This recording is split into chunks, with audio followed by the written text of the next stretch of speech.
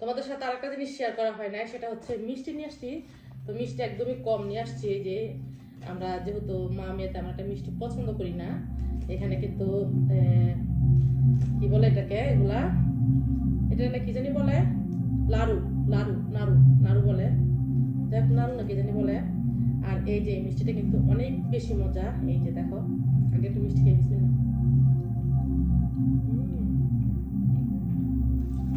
কোরিয়ানদের মতো অনেকগুলো খাবার সামনে নিয়ে বসছে। যাই হোক মিষ্টি আমি খাম না।